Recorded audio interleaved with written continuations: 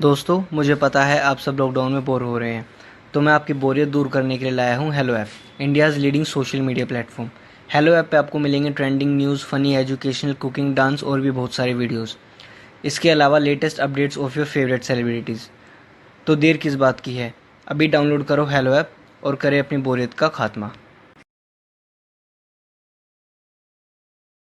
कामचोर देवरानी। एक बार की बात है, सुषमा अपने पूरे परिवार के साथ खुशी खुशी मोहन नगर में रहती थी। उसकी दो बहुएं थी, पल्लवी और शिवानी। एक दिन दोनों बहुएं रसोई में काम कर रही होती है कि तभी उनकी सास सुषमा उन्हें बुलाती है। अरे बहू, जरा इधर तो आना। शिवानी, जरा जाकर देखना सासू माँ क्या कह रही हैं। दीदी, आप ही देख लो ना जाकर, आपको भी तो सुनाई दे रहा है। अरे मैं आटा गूंद रही हूँ ना, तुम चली जाओ। हाँ, तो मैं भी तो सब्जी काट रही हूँ ना दीदी। अरे बहू, जल्दी आओ। ओफो, ये तो जाएगी नहीं। मैं ही जाकर देखती हूँ कि क्या करना है। पल्लवी सुषमा के कमरे में जाती है। जी मम्मी जी, क्या हुआ? शाम को घर पर कुछ मेहमान आने वाले हैं, तो तुम अच्छा सा खाना बना लेना बहू। ठीक है मम्मी जी, आप बता दीजिए क्या क्या बनाना है और कितने लोग आ रहे हैं। सुनील की मौसी जी और उनका पूरा परिवार आ रहा है। कुल मिलाकर 3 लोग और हमें मिलाकर हुए 9 लोग। तो अभी से ही तैयारी करना शुरू कर दो। और हाँ, घर की सफाई भी कर देना, हाँ, अच्छे से।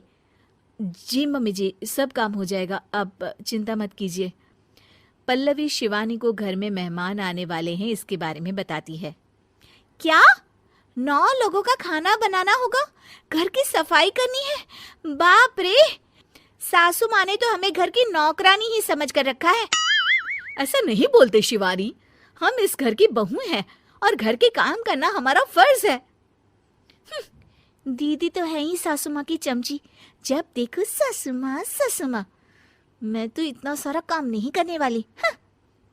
शिवानी कपड़े लेकर गमला साफ कर रही होती है और चक्कर आने का नाटक करने लगती है। मेरा सर चकरा रहा है।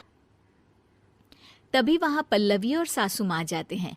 अरे बहू, क्या हो गया तुम्हें? मम्मी जी, बहुत तेज सर में दर्द हो रहा है। तुम एक काम करो शिवानी, आराम कर लो। नहीं नहीं दीदी, घर में मेहमान आने वाले हैं, मुझे आपकी मदद करनी चाहिए। अरे कोई बात नहीं शिवानी, तुम आराम कर लो, मैं सब काम कर लूंगी। ठीक है दीदी, अगर आप इतना कह रही हैं तो आराम कर लेती हूँ। शिवानी आराम से अपने कमरे में मैगजीन पढ़ रही होती है। इसे कहते हैं आराम की जिंदगी। इतना सारा काम। चलो, सारा काम खत्म हो गया, शिवानी को देख आती हूँ। शिवानी अपने कमरे में ईयरफोन में गाने सुनते सुनते सो जाती है और उसके साइड में मैगजीन भी रखी होती है। पल्लवी वहां आ जाती है और वो सब देखती है। ओहो, तो मतलब सब काम चोरी का बहाना था। अभी बताती हूँ इसको।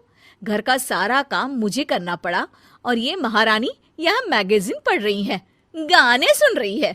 पल्लवी रसोई से एक प्लेट और चम्मच लेकर आती है और शिवानी को थाली बजाकर उठाने लगती है।